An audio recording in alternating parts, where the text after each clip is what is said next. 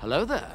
This is where the fun begins. Hey there guys, Unofficial Star Wars here, and in this video we're going to be talking about how the Andor showrunner is breaking down the timeline of Season 2 episodes for the Andor show. So without further ado, we're going to hop right on into it. In this video, we're going to be taking a read here from comicbook.com. I'm going to have their full article linked down in the description down below. Now, in case you weren't exactly in the know, Season 2 for Andor has already been kind of like a confirmed thing from different many sources that we've kind of covered off and on here on the channel every now and then. This is something that has also just kind of been going around on Twitter, Instagram, and various other social media platforms such as YouTube as well. I would even go as far to believe that Tony Gilroy, the writer and director of not only Rogue One, the spin-off movie, but also the Andor show here as well, has confirmed that there are going to be plans for a Season 2 of the Andor show. Now, if you really want to get into detail about it, there are originally 5 seasons of the Andor show that were originally going to be planned here, but for whatever reason,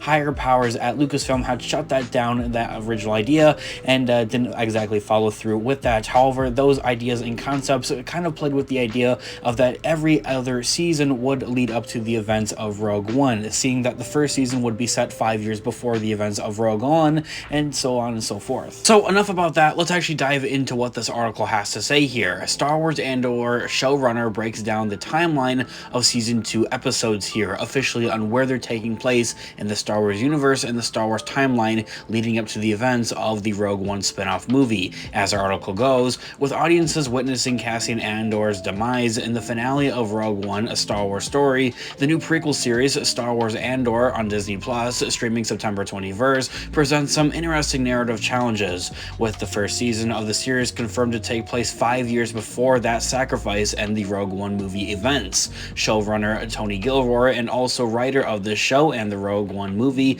has detailed how Season 2 is expected to chronically multiple years in the character's life leading up right before the events of Rogue One. As Gilroy recently noted that the 12 episodes of Season 2 will be broken up into 4 3-episode arcs, with each arc covering 1 year in the character's life before the events of Rogue One. Hopefully that makes some sense to you guys, but if it doesn't, allow me to reiterate it. Essentially what we're getting here is that we're going to be getting another 12 episodes for Season 2 of the Andor show, and out of those 12 episodes for Season 2 of Andor, we're going to have 4 different segments consisting of 3 episodes. So essentially for every 3 episodes, it's another year leading up to the events of the Rogue One movie. In a quote from Tony Gilroy himself as well, he says, in quotes, "We have 4 blocks of 3 episodes coming up for Season 2, Gilroy shared with Total Film per Game Radar, and each block will move you up 1 year closer to Rogue One. And because it's a year each time, we can do something really fantastically and narratively that you would never have the chance to do in film. It's exciting," he says, ending the quote right there. As the article states, Star Wars stories have taken all sorts of approaches to its timelines, especially within the Star Wars universe, and how closely together some things really do come together, especially when it comes to its shows, with both films and TV series jumping forward and backward in time, while other stories pick up right where previous chapters have left off. Given that all episodes of Season 1 of Andor will chronically 1 year in Cassian's life, Season 2 is taking a more intensive storytelling directive in how it will explore important moments in the character's journey leading up to those events. The Andor series will explore a new perspective from the Star Wars galaxy, focusing on Cassian Andor's journey to discover the difference he can make for the rebellion and really the upbringing of the rebellion as well.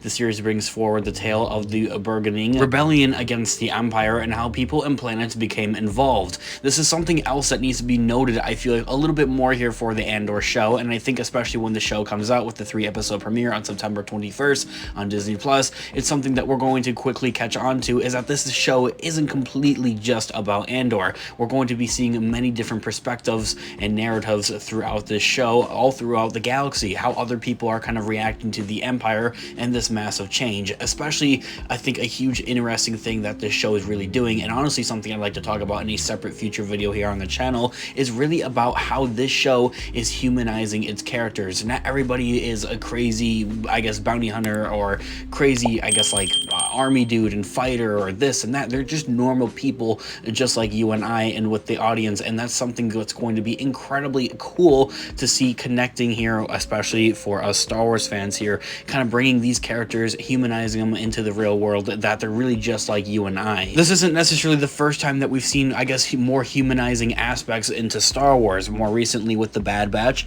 I've noticed that they more like humanize the clones and how they react to the change in the galaxy, especially seeing how the Bad Batch show is taking place alongside just about what the Andor show to an extent, or right around that same time period. Same thing for the Clone Wars and how they're humanizing the clone troopers in that show. They're not all just clone copies necessarily, they're all unique and have personalities of their own, and the same thing can also be said here for the Andor show as well. And more recently within the Book of Boba Fett, how Boba deals with human trauma and has human emotions as well, I think is very interesting. Continuing on here with what the article has to say here, when audiences first met Cassian in Rogue One, he was quick to betray an informant that was a part of the Imperials and a part of the Empire, confirming just how ruthless he really was for the sake of the Rebel Alliance and really for himself as well. Star Diego Luna teased that how both seasons of this series will explore other facets of the character, including how the second season will show and how he befriended the droid K2SO that we later see in the Rogue One movie. In that full quote coming from Diego Luna, he says, in quote, "It says a lot that his best friend in the movie is a droid, you know,"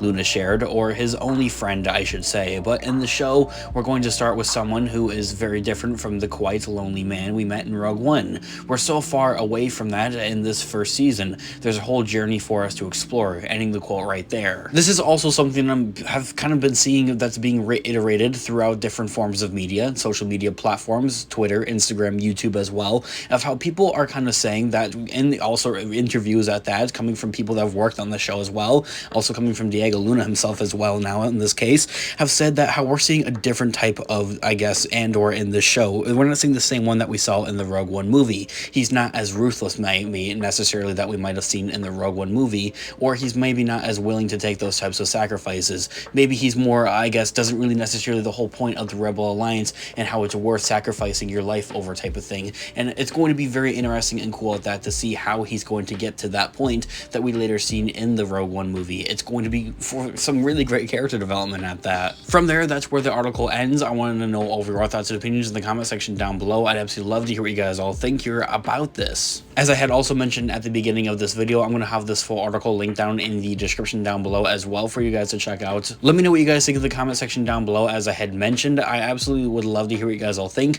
It's very insane to hear how they're already planning out and talking about almost like kind of like promoting and marketing a season 2 here for the Andor show here when we don't even have season 1 out here quite yet. Now, from also other recent news updates here regarding the Andor show here as well, it said that season 2 is going to begin filming in November or around this fall here as the show is making its premiere here and kind of, I guess, streaming out new episodes. I don't really know if it's going to be Wednesdays or Fridays. That there's kind of up in the air. However, I think we should just say every week for right now because we don't really have a full-on confirmation on that. Although it does seem like it's going to be on Wednesdays, seeing that's when the premiere is going to be. For Tales of the Jedi animated show and Bad Batch Season 2 animated show, those two might be, I guess, premiering on Fridays. Something that I've talked about in a separate future video here on the channel and also previous videos here on the channel as well. Thanks so much for watching today's video. I'll catch you guys in the next video. May the Force be with you as always. Have a great one, guys. Peace out.